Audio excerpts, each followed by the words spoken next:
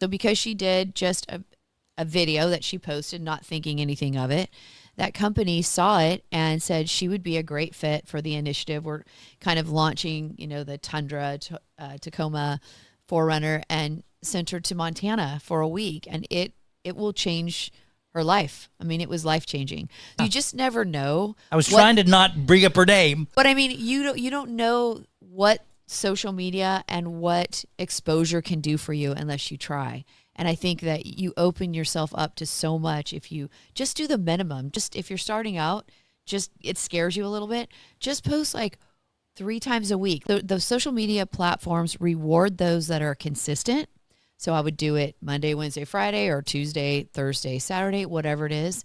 So yeah, there's so many ways to create content that doesn't take a lot of time, but it will open up avenues you can't even imagine. And that's a not only is it a relatively simple concept, pairs the idea that it's intimidating for people, I think, a lot of times to kind of get through the growing pains. And, those types of little kind of critiques of ourselves that we see, I think sometimes stops people from continuing down that path of doing, social media, and I just don't want to deal with it. But the truth is, if you can just keep going, you're going to get better, just like everything else, whether it's taking 1,000 free throws or, hitting 100 baseballs. So or the one of the person that brought it up where I would say, but it's a filler word. It's your brain is starting to think about something, and instead of silence, you want to fill it. So that brings me to, if you're going to post something, make it as authentic as you can. Because if it's authentic and you're just shooting it relaxed, you probably won't use filler words. If you're just recording yourself, and TikTok, I'm speaking on TikTok, really is into a more natural setting. If they think it is structured, it's not going to do as well. And I think that people need to be really focused on authenticity this next year, for sure. But then that planning and preparation of what you're going to say is kind of counterintuitive to delivering it. And I a little trick, I would take a piece of paper and do like 4 bullet points. When you're doing a video, like, what's the problem you're solving? And then you do your next 3-point solution, how you do it, call to action. And so I would put those on a piece of paper and tape it to my ring light. And then I could talk naturally about those 4 items instead of, like, I hate a script. I think that's what's given me the followers that I have, is it doesn't sound scripted. And that's the problem that I see on most creators, is it's scripted. So, it has the ability to clean you up and make it look a little bit better for you until you get comfortable. And a lot of the technology, we're talking about high technology, that we're using is so simple to utilize and to help you in that direction that it's crazy. Took the picture, opened it in TikTok, literally had it show up with some template, and the next thing I know, I got a whole bunch of motion graphics and like an 8-second video with music behind it, and I throw a couple words on and there's a post. They're suggested, because they're looking at the picture, they're looking at everything about his content, and they're saying, we think this is the best music for this video. So it's a trend now. You take a picture of yourself, and then it'll pick a song for you, and you post it, and that will give you a lot of traction. Just so you know, it's not something crazy, and that's where, as a salesperson, as a someone that's in business, you're trying to connect and create relationships.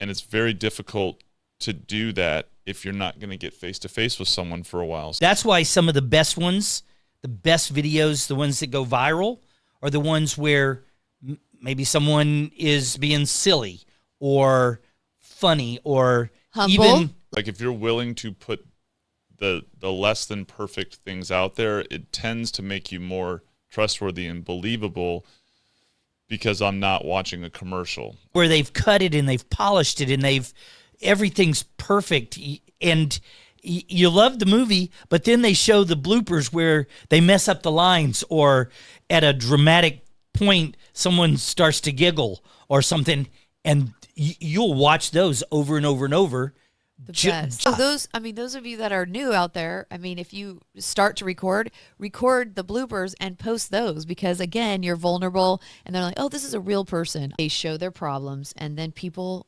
resonate with them, and that's how they get deals. Yeah, I wish I remembered the name, but I've seen a segment on, I think it was on Instagram, of someone who was basically, the whole thing was like, I hate social media. And so then all the thing they're doing is them doing like, I have to do this. And the entire thing is like, I'm doing it and it's terrible, but here I am doing it. And super popular because like I don't like it, but I do it because I know the benefits it can do, but I don't love it. And it's a lot of work, but I do know the rewards of doing it. So I just keep doing it, and I'm very strategic. Like I allow a certain amount of hours in the morning, afternoon, weekends, and then I'm done. You got to start somewhere, and don't, like you said, your first videos are going to be awful. You're not going to get any views or any exposure, but TikTok watches you, or any platform watches you to see, is she continuing to do it on the same days, on the same weeks, on the same month? You looked at it, and by the time you do your 50th video, maybe a few thousand people are watching it. So I think we assume that the worst ones are the ones most watched. But to your point, those are the ones that don't get any views. So you gotta fail fast. Like I think if I looked at it as the more I fail, the faster I'm going to succeed. If you have that mindset, and the day that you don't care what people think, that's when you become a superstar. And I like yours, fail fast, but I'd add fail often. And I've heard that before, that fail fast and often so that you can get through these learning experiences to when you do get to the success piece of it. I'm not losing the sale. I'm learning that next time I do it, I'm going to do it a little bit different because that way didn't work. And everything that's going on becomes a part of your building block to whatever becomes your ultimate. Right. So one of the things that I start with newer loan officers, newer salespeople is, okay, if this is where the top producers are telling you where all their business is coming from, then you need to work every day on your database. So she had this company come out, and they had failed 2 or 3 times to fix it, but finally fixed it.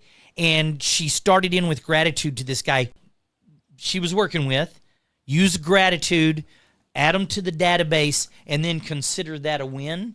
And take it a step further, those singles and doubles, those people in your database know 200 people on an average. You have 100 people in your database times 200. You guys are lenders. What's the math on that? Therefore, our aversion to trying, because this may happen or this is what people are going to see, standing in the way of hitting singles, hitting doubles is always our worst enemy. And then the idea of, failing fast, failing often, all that, and learning.